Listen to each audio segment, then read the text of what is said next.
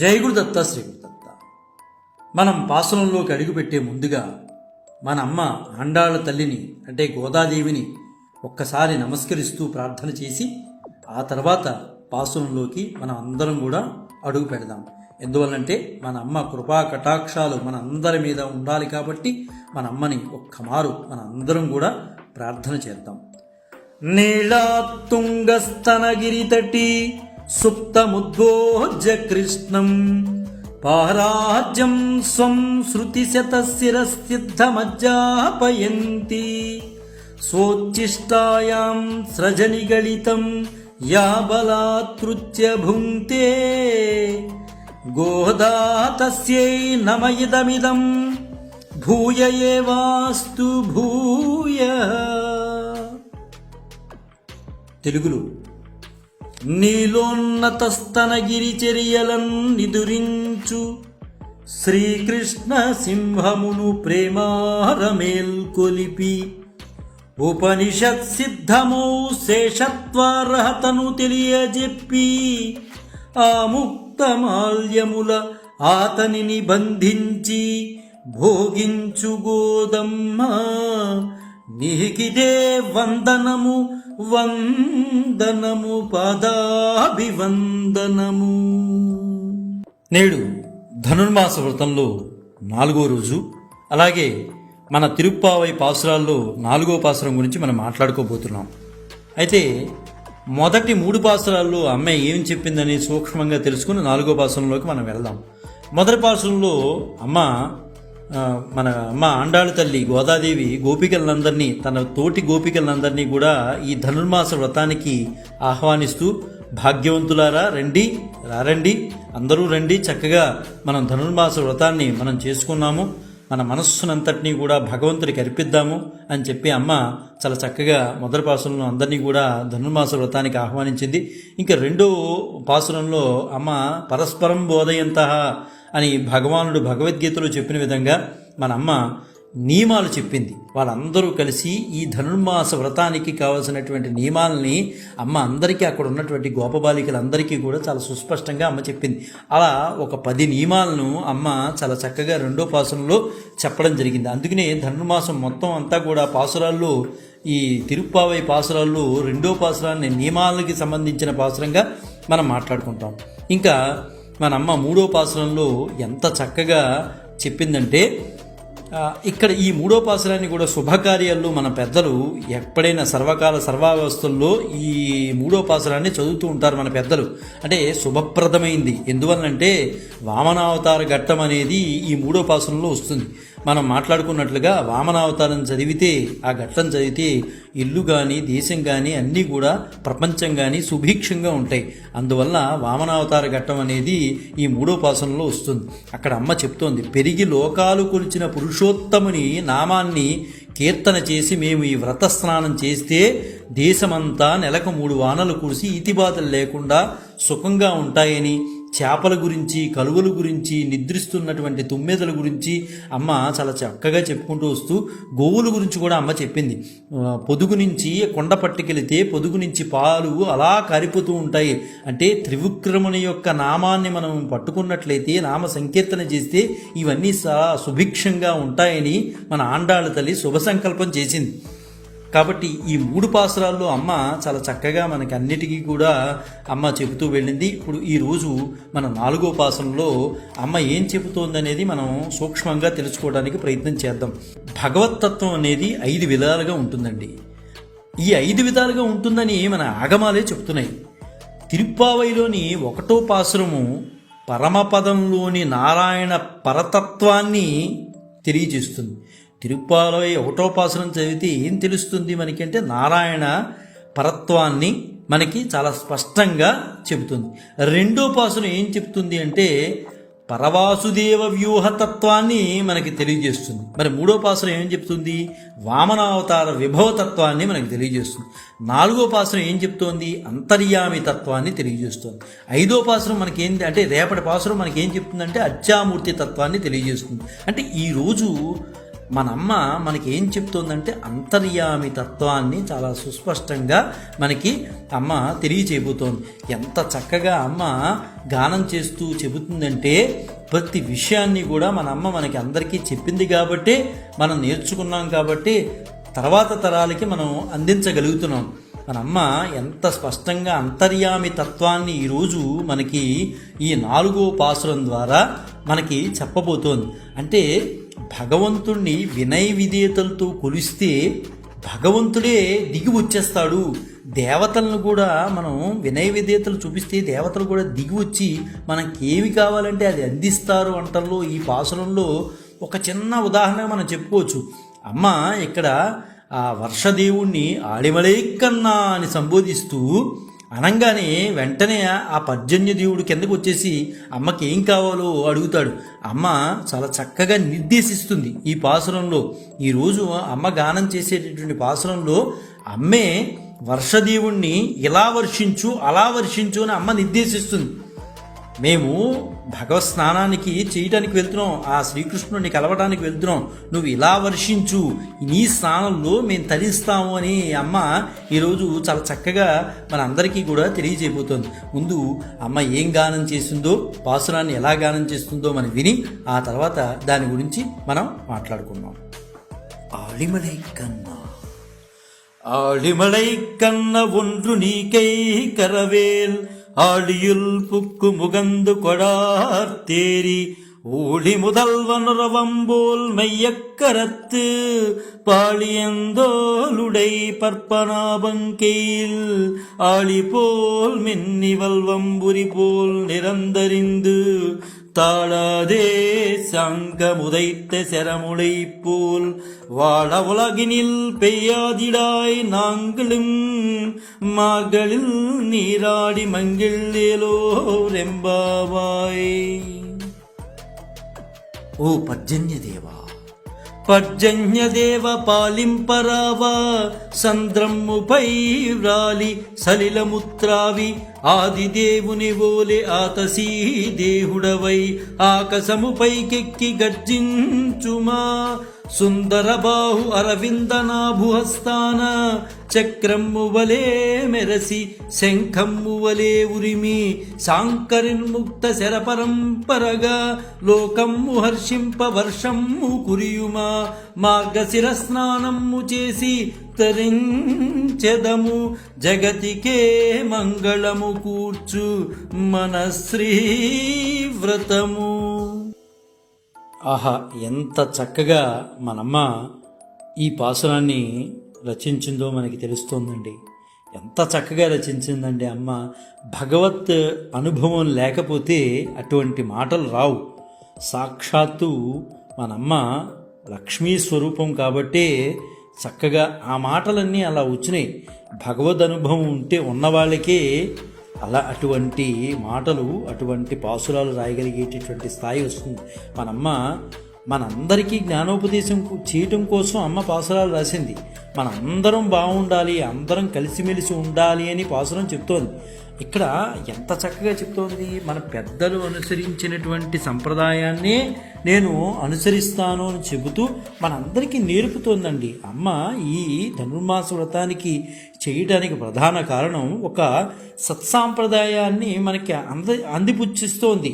ఇలా వెళ్ళండర్రా, మీరందరూ ఇలా చెయ్యండి అని చెప్తోందనమాట. ఇక్కడ ఈ పాసురంలో అంతర్యామి తత్వాన్ని అమ్మ చాలా స్పష్టంగా చెప్తుందండి. ఈ పాసురంలో ఎంత గొప్ప విశేషం ఏంటంటే అమ్మ వర్షదేవుణ్ణి ఆళిమళక్కన్నా అని పిలవగానే ఆ గంభీరమైన వర్ష నిర్వాహకుడైన పర్జన్యదేవుడు ఆమె వెంటనే ఆమె ముందు సాక్షాత్కరిస్తాడు. ఒక్కసారి ఆలిమలైకన్నా అనే మాట అనగానే పర్జన్యదేవుడు పరిగెత్తుకుంటూ వచ్చాడు. స్వామి పేరు తలంగానే ఎదుడు సాక్షాత్కరించాడు. అయినా వెంటనే అమ్మ ఉంటుంది, చక్రాకారంలో చుట్టుముట్టి వర్షించు అంటూ గోదాదేవి ఆ కണ്ണన్ అంటే ఆ నిర్వాహకునికే ఎట్లా వర్ష నిర్వహణ చెయ్యాలో, ఆ నిర్వహణ ఎలా చెయ్యాలో అమ్మే చెప్తోంది. ఆ వానదేవుడికే, ఆ వర్షదేవుడికే కണ്ണన్ అంటే నిర్వాహకునికే ఎలా చెయ్యాలో చెప్తోందమ్మ. ఇలా చెయ్యి, ఒక చక్రాకారంలో చుట్టి వర్షించు అని చెప్తోంది. ఓ పర్జన్యదేవా, నీ దాతృత్వంలో ఏమాత్రమూ సంకోచించకు. నీ ఔదార్యంలో నువ్వు వెనక్కి అడుగు వేయకు. నీ ఔదార్యం ఎంత ఉందో అంతా మా మీద కురిపించు. నడిసంద్రములోనికి వెళ్ళి అడుగంట నీరుని పీల్చేసేయి, వెంటనే గర్జించు. అప్పుడు ఎలా ఉండాలి నువ్వు? ఇక్కడ అమ్మ ఈ పాసురాల్లో ఉపమానాలు చెప్తుందండి. అద్భుతమైన ఇది ఉపమానాలకు సంబంధించినటువంటి పాసురంగా కూడా మనం అనుకోవచ్చు. మెల్లగా గర్భిణీ స్త్రీ మేడమెట్లు ఎక్కుతూ ఉంటుంది చూసావా, అలాగే పైకి ఆకాశంలోకి వెళ్ళు. నువ్వు మెల్లగా వెళ్ళు, ఒకేసారి వేగంగా వెళ్ళిపోకు. నువ్వు సముద్రంలోకి వెళ్ళి నీరుని అడుగంట పీల్చేసేసి ఒక గర్భిణీ స్త్రీ మేడమెట్లు ఎక్కేటప్పుడు ఎలా మెల్లమెల్లగా పైకి వెళ్తుందో అలా ఆకాశంలోకి చేరిపో. సర్వజగత్కారణభూతులైనటువంటి శ్రీమన్నారాయణ్ణి దివ్య విగ్రహం వల్లే మేఘశ్యాముడు లా అవ్వు. నువ్వు నీలమేఘశ్యాముడు అంటారు కదా, నల్లగా ఆకారంలోకి మేఘాల ఆకారంలోకి వచ్చేయి. ఆపై ఆ పద్మనాభుని సుందర విశాల బాహు యుగళిలో దక్షిణ భుజమనందని సుదర్శన చక్రం వలె నువ్వు ఆ మెరుపులు ఎలా ఉండాలంటే, నీ మెరుపులు స్వామి యొక్క దక్షిణ భుజమనందని సుదర్శన చక్రం ఉంటుంది చూసావా, ఆ సుదర్శన చక్రం వలె మెరిచిపోవాలి నువ్వు. అలాగే ఆయన వామహస్తంలో పాంచజన్యం ఉంటుంది, శంఖం. ఆ శంఖం వలె ఉరమాలి నువ్వు. అలాగే శ్రీ మహావిష్ణువు విల్లు శాంగము నుండి వెలువడిన బాణం వలె అసలు నువ్వు అలిసిపోకుండా వర్షించేయాలి. ఎంత ఉపమానాలు చెప్తుందండి అమ్మ, ఎంత చక్కగా చెప్పింది. అక్కడ ఆ శ్రీమన్నారాయణుడు ఎలా అవుతే ఉంటాడో మేఘం కూడా అలాగే ఉండాలి అని చెప్తోంది. పద్మనాభుని సుందర విశాల బాహు యుగలిలో దక్షిణ భుజం ఎలా అవుతే ఉందో, ఆ దక్షిణ భుజానికి సుదర్శన చక్రం ఎలా ఉందో అలా తయారవు. వామహస్తంలో పాంచజన్య శంఖం ఎలా అవుతే ఉందో అలాగే ఉరుము. మహావిష్ణువు యొక్క విల్లు శంఖము నుండి వెలువడిన బాణం ఎలా అవుతే ఉందో అలాగే బాణం వదిలితే ఎంత వేగంగా వస్తుందో అలా అలిసిపోకుండా వర్షించే. లోకాన్నంతా సుభిక్షంగా ఉంచు. ఎందువల్లంటే, ఎందుకు చెప్తున్నాం ఇదంతా? మేము ఆ స్వామిని కలవటానికి వెళుతున్నామయ్యా. ఆ స్వామిని శ్రీమన్నారాయణని కలవటానికి వెళ్తున్నాం. కలవాలి అంటే వ్రతం చేస్తున్నాం. ఆయన దగ్గర నుంచి పరా అనే వాయిద్యాన్ని సంపాదించడం కోసం వెళ్తున్నాం. ఆ వెళుతున్నాం అంటే స్నానం చెయ్యాలి కదా. స్వామి దగ్గరికి వెళ్ళేటప్పుడు ఆ మార్గశీర్ష స్నానం చేయటానికి నీ దగ్గర నుంచి మేము కోరుకునేది ఏంటంటే, ఇక్కడ నదులు ఎండిపోయినట్టున్నాయి కాబట్టి నువ్వు వర్షించేటప్పటికి అవి అంతా కూడా నిండుతాయి. చక్కగా మేము స్నానం చేస్తాం. ఇది అందరి గురించి చేసేదయ్యా, నా ఒక్కదాని గురించి చేసేది కాదు అన్నట్లుగా అమ్మ మనందరికీ తెలియజేస్తోంది. మేము మార్గశీర్ష స్నానం చేసి సంతోషంగా సిరినోము ప్రారంభిస్తాం. ఆ సిరినోముకి నువ్వు కూడా అనుకూలించాలి అని వర్షదేవుడికి అమ్మ ఈరోజు పాసురంలో చాలా చక్కగా చెప్తుంది. అంటే ఇక్కడ మన గోదామాత ఏం చెప్తోంది? ప్రకృతిలో భగవంతుని దర్శించింది. ఎంత చక్కగా చెప్పిందండి.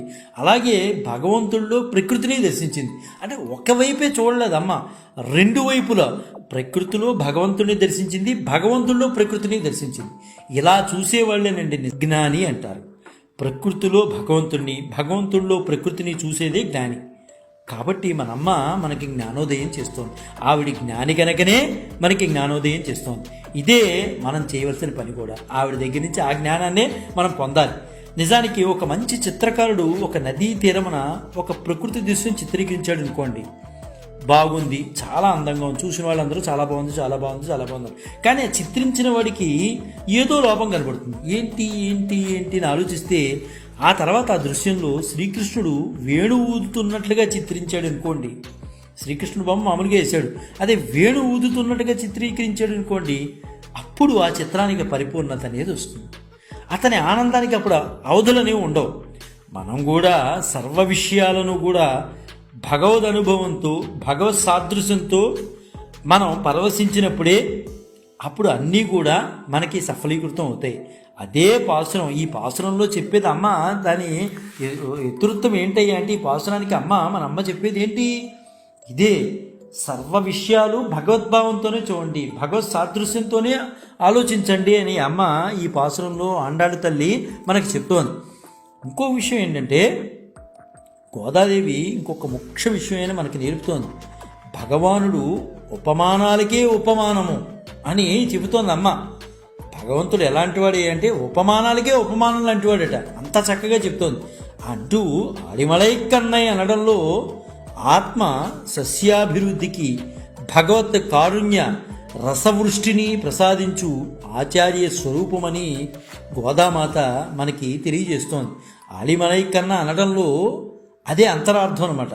మేఘమునకు ఆచార్యునికి గల పోలికలు ఇక్కడ అమ్మ విశదీకరిస్తోంది. మేఘము సముద్రంలోని ఉప్పు నీటిని త్రాగేసి మంచినీరును మనకిస్తుంది. అలాగే ఆచార్యులు కూడా క్లిష్టమైనటువంటి వేదార్థములను సులభంగా సరళంగా చేసి మనకు అందిస్తారు. ఆ క్లిష్టత ఆయన దగ్గర ఉండిపోతుంది, సులభత మనకి తీసుకొచ్చిస్తారు. ఆ వేదార్థాలు కష్టంగా ఉంటాయి, వాటిని ఆయన గ్రహించి అందులో ఉన్నటువంటి కష్టాన్ని పక్కన పెట్టి దానికి సరిసమానమైన పదాన్ని వేసి మనకి ఆయన సులభ రీతిలో మనకు అందిస్తారు. అది ఆచార్యుడు మనకిచ్చేటటువంటి ప్రసాదం. శృతి సాగరమున మునిగి తేలి వర్షిస్తాడు ఎవరు? సాగరుడు. అలాగే ఈయన కూడా మన ఆచార్యుడు కూడా వేదాల్లో మునిగిపోయి ఈ వేదం అనే సాగరంలో మునిగిపోయి వర్షిస్తాడు. ఎడారి, పొలము, పల్లము, మెట్ట అని తేడా లేకుండా మేఘము అంతటా సమానంగా వర్షిస్తుంది. ఆ వర్షం అనేది నేను పొలంలోనే పడతాను, మెట్ట భూమిలో పడను, ఎడారిలో పడను అని అంద కదా. ఎడారిలోనూ పడుతుంది, పొలంలోనూ పడుతుంది, పల్లంలోనూ పడుతుంది, మెట్టలోనూ పడుతుంది. అలాగే మేఘం ఎలా అయితే అలా వర్షిస్తుందో అలా ఆచార్యులు కూడా తక్కువ ఎక్కువ, గుణహీనుడు, గుణవంతుడు, మందమతి, కుశాగ్ర బుద్ధి అని తేడా ఉండదు. అందరికీ విజ్ఞానాన్ని అందించేవాడే నిజమైన ఆచార్యుడు. వీడు నావాడు కాబట్టి వాడికే ఎక్కువ చెప్తాను, వాడు నావాడు కాదు కాబట్టి నేను తక్కువ చెప్తాను అని కాకుండా అందరికీ సమాన దృష్టితో చూసి జ్ఞానాన్ని అందించేవాడే మనకి ఆచార్యులు. అదే ఆచారత్వం మన అమ్మ ఈరోజు మనకి స్వీకరించింది. లేకపోతే ఇంత చక్కటి విషయాలు మన అమ్మ మనకి చెప్తోందంటే చూడండి. శిష్యుల ఆర్తినే ఆచార్యులు గమనిస్తారు. శిష్యుడు ఏదైతే నేర్చుకోవాలని అనుకుంటున్నారో దానిని ఇవ్వటానికే ఆచార్యుడు దానికన్నా ఎక్కువ రేట్లు ఇవ్వడానికే ప్రయత్నం చేస్తారు. మేఘంలో కంటే ఆచార్యుల్లోనే ఔదార్యం అధికంగా ఉంటుంది. ఇక్కడ మనం మాట్లాడుకున్నట్లయితే మేఘం ప్రత్యుపకారం అపేక్షించదు, అలాగే ఆచార్యుడు కూడా ప్రత్యుపకారం అపేక్షించక విద్య బోధిస్తాడు. మేఘము తన నీరంతా ఇచ్చి వెలవలిపోతుంది, కానీ ఆచార్యులు కూడా అంతే, విద్యనంతా ఇచ్చి అయ్యయ్యో ఇంకా నేను చెప్పలేదే, ఇంకా ఏదో చెప్పాల్సింది ఉందే అని బాధపడుతూ ఉంటాడు. వర్షం పడిన స్థానాలను బట్టి ముచ్చపు చెప్పు కానీ, తామరాపు కానీ, తర్వాత కాలిన పెనం కానీ ఆ నీటి యొక్క రూపం మారిపోతూ ఉంటుంది. తామరాకు మీద పడితే వేరేగా ఉంటుంది, కాలిన పెనం మీద పడితే వేరేగా ఉంటుంది, ముచ్చపు చెప్పులో పడితే వర్షం నీరు వేరేగా ఉంటుంది. అలాగే శిష్యుల యోగ్యతలను బట్టి ఆచార్యుల ఉపదేశాలు వేరు వేరు ఫలితాలు ఇస్తాయి. అంటే అందరికీ సమానంగా చెప్పినా ఆ శిష్యుని యొక్క యోగ్యతను బట్టి మాత్రమే ఫలితాలు వస్తుంది అని అమ్మ ఇక్కడ అన్నీ చాలా స్పష్టంగా చాలా ట్రాన్స్పరెంట్గా ఉందండి అమ్మ చెప్పేది. ఎప్పుడు కూడా లోకంలో మనకి ఇచ్చిన వారిని ఉదారులు అంటాం. మనం సర్వసాధారణంగా ఉదారులు అనే పదాన్ని ఎక్కడ ఉపయోగిస్తూ ఉంటాం? ఎవరన్నా ఏదన్నా ఇస్తే ఉదారులు అంటాం.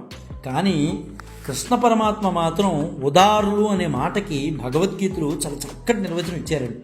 కృష్ణ పరమాత్మ గీతలో తన నుండి పుచ్చుకున్న వారిని ఉదారులు అన్నారు. ఎంత చక్కగా చెప్పాడండి. సాధారణమైన పరిభాషలో ఉదారులు అంటే ఇచ్చిన వాడిని అనుకుంటాం, కానీ కృష్ణ పరమాత్మ తన నుండి పుచ్చుకున్న వాళ్ళని ఉదారులు అన్నారు. ఎంత చక్కగా భగవద్గీతలో ఒక శ్లోకం చెప్పారంటే, ఉదార సర్వ ఏవైతే జ్ఞానిత్వాత్మైవ మేవతం ఆస్థిత సహియుక్తాత్మ మేవావానుత్తమాం గతిం. ఎంత చక్కగా భగవానుడు మనందరికీ చెప్పారు. అంటే భక్తుల్లో నలుగురు ఉంటారని స్వామి చెప్తున్నారు. ఎవరో నలుగురు? ఇప్పటి వరకు మన భక్తులు అంటే ఒకడేని మనం మాట్లాడుకుంటూ ఉంటాం, కానీ కృష్ణ పరమాత్మ చెప్పే భక్తులు నలుగురు ఉంటారు. ఎవరా నలుగురు? ఇక్కడ చాలా జాగ్రత్తగా మనం ఆలోచించాలండి. భక్తుల పేర్లు నలుగురే ఉంటారట. ఆ నలుగురు ఎవరు? ఆర్తుడు, జిజ్ఞాసువు, అర్ధార్థి, జ్ఞాని. ఈ నలుగురిని కలిపి భక్తులు అంటారు. ఆర్తుడు భక్తే, జిజ్ఞాసు భక్తుడే, అర్ధార్థి భక్తుడే, జ్ఞాని భక్తుడే. మరి వీరిలో ఎవరు గొప్ప? వీరిలో ఎవరు గొప్ప అంటే ముందు మనకు తెలియాలి కదా. ఆర్తుడు అంటే ఎవరు? ఏదైనా కష్టం వచ్చి పడిపోయింది అనుకోండి, అప్పుడే భగవంతుడు, అప్పుడే గుడికి వెళ్తాడు, అప్పుడే కొబ్బరికాయలు కొడతాడు. 100 కొబ్బరికాయలు కాదు, 1000 కొబ్బరికాయలైనా కొడతాడు. వీడి రోజులో మొహం చూడడు. పండగలు వస్తేనే మొహం చూస్తాడు. వినాయక చవితి వస్తేనే వినాయకుడు, ఇంకా మిగతా రోజుల్లో వినాయకుడు కాదు. అటువంటి వాడు ఆర్తుడు. అంటే వాడికి కష్టం వస్తేనే దేవుడు, కష్టం లేనప్పుడు సుఖాలు ఉన్నప్పుడు అసలు దేవుడే పట్టించుకోడు. అటువంటి భక్తుడిని ఏమంటారంటే ఆర్తుడు అంటారు. జిజ్ఞాసు అంటే అర్థం ఏంటంటే భగవంతుడి మీద రీసెర్చ్. ఈయన ఏ కాలం నాటివాడు, ఎప్పటి కాలం నాటివాడు, ఎలాంటి వాడు, ఎలా ఉంటాడు తప్పించి ఆయన యొక్క పూర్తి తత్వాన్ని పొందలేడు ఈ జిజ్ఞాసు. తెలుసుకోవాలని తపన ఉంటుంది, కానీ భక్తి మార్గంలోకి పరిపూర్ణతగా వెళ్ళలేదు. అంటే కేవలం ఒక రీసెర్చ్ స్కాలర్గా మాత్రమే ఉంటాడు. ఇంకా అర్ధార్థి వాడు కూర్చున్నా, నుంచున్నా, పడుకున్నా డబ్బుల గురించే ఆలోచన. స్వామి నా కోట్లు వచ్చి పడిపోవాలి, స్వామి నా కోట్లు వచ్చి పడిపోవాలి, నాకు ఈ పని కావాలంటే నువ్వు ఎన్ని ప్రదక్షిణలు చేయమంటే అన్ని ప్రదక్షిణలు చేస్తాను, నా ప్రదక్షిణలు చేస్తే నువ్వు డబ్బులు ఇస్తావు కదా. ఇదే ఇటువంటి వాడిని, ఇటువంటి భక్తుడిని అర్ధార్థి అంటారు. ఇంకా జ్ఞాని. జ్ఞాని అంటే ఆత్మానాత్మ వివేకం కలిగిన వాడు జ్ఞాని. నా లోపల ఉన్నది నువ్వేనయ్యా, నేను వేరే దేవాలయానికి వెళ్ళక్కల్లా, నాలో నువ్వు ఉన్నావు, నిన్ను నేను సక్రమంగా చూసుకుంటే దేవాలయానికి వెళ్ళినట్ల పుణ్యం. నిన్ను నేను అంటే నా మనస్సును పరిశుభ్రంగా ఉంచుకుంటే భగవంతుడికి పండగ వచ్చినప్పుడు చక్కగా విశాలంగా అన్నీ క్లీన్ చేసుకుని చక్కగా పెట్టుకుంటాం మనం. నీ మనస్సును క్లీన్ చేసుకుంటే రోజు భగవంతుడు నీలోనే ఉన్నాడు కదా, అది జ్ఞాని. ఇప్పుడు మన శ్రీకృష్ణ పరమాత్మ కూడా ఏం చెప్తున్నారు? ఈ 4 భక్తులు మంచివారే అంటున్నాడు ఆయన. ఆర్తుడిని, జిజ్ఞాసుని, అర్ధార్థిని, జ్ఞానిని తక్కువ చేయట్లేదండి. మిగతా 3 కూడా ఆర్తుడు, జిజ్ఞాసు, అర్ధార్థి కూడా మంచివాడే అని చెప్తున్నారు ఆయన. కానీ వీళ్ళ యొక్క నైజం చెప్తున్నారు, వీళ్ళ యొక్క మెంటాలిటీస్ చెప్తున్నారు. కానీ అందు జ్ఞానియో సాక్షాత్తు నేనే. ఆ జ్ఞాని అనేవాడు, భక్తులు ఎవడైతే ఉన్నాడో సాక్షాత్తు నేనే నా అభిప్రాయము. ఆయన అక్కడ నేనే స్పష్టంగా చెప్పట్లా, అది నా అభిప్రాయం మాత్రమే. ఈ 4 భక్తుల్లో నేనంటే ఎవరయ్యా అంటే జ్ఞాని. అంటే లోపల ఉన్న ఆత్మే భగవంతుడుగా అనుకునేవాడు ఎవరైతే ఉన్నాడో అతనే నేను. ఎంత స్పష్టంగా కృష్ణ పరమాత్మ చెప్పారండి. అతనే సర్వోన్నతుడు అని కూడా స్వామి చెప్తున్నారు. అంటే ఇక్కడ అమ్మ జ్ఞాని అంటే సర్వోత్తమమైనది అమ్మ. సర్వోత్తమైంది కాబట్టే అంత చక్కగా పాసురాన్ని మనకి చక్కగా మనకి అరటిపండు ఒలిచినట్టుగా మనకి అమ్మ మనకి చెప్తోంది. ఈ ఆర్తుడు కాదు, జిజ్ఞాసు కాదు, అర్ధార్థి కాదు, అమ్మ జ్ఞాని. జ్ఞాని అంటే భగవంతుడే జ్ఞాని, జ్ఞానే భగవంతుడు. కాబట్టి అమ్మ ఎవరు? అమ్మే భగవంతుడు. ఎంత చక్కగా ఉందండి. మేఘం నీటితో నిండుగా ఉన్నప్పుడే వర్షం బాగా కురుస్తుంది. అలాగే భగవదనుభవం పరిపూర్ణమైన నాడే ఆచార్యులు శిష్యులను తరింపజేయగలుగుతారు. ఉన్నత స్థానమును ఉన్నవాడే మన కోరికలను తీర్చగలుగుతాడు. అంటే పై స్థాయిలో ఉన్నవాడు వాడి దగ్గరికి వెళ్ళి అర్జీ పెట్టుకుంటే అతను తీర్చేటటువంటి అవకాశం ఉంటుంది. అధికారం లేనివాడు మన కోరికల్ని ఏం తీర్చగలుగుతాడు? అలాగే మేఘం వర్షించేటటువంటి నైజం కలిగింది కాబట్టి ఆ మేఘానికే అర్జీ పెట్టుకున్నారు. వెంటనే మేఘం అమ్మ దగ్గరకు వచ్చేసి మాట్లాడేశాడు. అలాగే ఉన్నత శీలం గలవాడే ఆచార్యుడండి. శీలం లేని వాడిని పట్టుకుని నా గురువు నా గురువు నా గురువు అంటే ఆ శిష్యుని కూడా మనం అనువాదించాలి. వాడికి కూడా శీలం లేదని. శీలత్వం లేకపోతే అతను ఆచార్యత్వానికి పనిచేయుడు.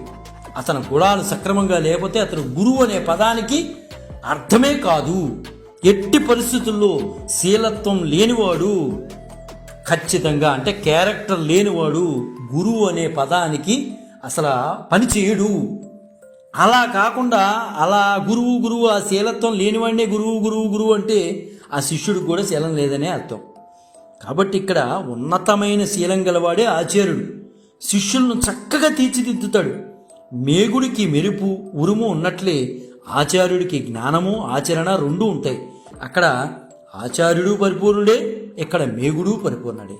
అంటే అమ్మ చెప్తోంది మేఘం గురించి ఎంత చక్కగా చెప్తోంది. ప్రధానంగా ఈ వ్రతము మనం అలవరుచుకోవాల్సిన గుణము, అసలు ఈ వ్రతం నుంచి మనం అలవరుచుకోవాల్సిన గుణం ఏంటయ్యా అంటే అనసూయ. అంటే అర్థం ఏంటి? అసూయ లేకుండా మనకు అసూయ లేకుండానే ఉండాలి. ఎందువలన నేను ఒక్కడనే వ్రతం చేసేసుకుంటే నాకే కోట్లు ఇచ్చేస్తాడు అనుకుంటే పొరపాటు. అందరం కలిసి చేసిన రోజునే ఆ వ్రతానికి ఫలితం అనేది ఉంటుంది. ఇక్కడ అమ్మ కూడా అదే చేస్తోంది. అంటే ఒకరి సుఖం చూసుకుని ఓర్వలేని వాడిని, ఒకరి సుఖం చూసి ఓర్వలేని వాడిని అసూయ అంటారు. అసూయ పరులు అంటూ ఉంటాం మనం. ఎవరన్నా సుఖంగా ఉన్నాయంటే వాడు చూసి ఓర్వలేడు.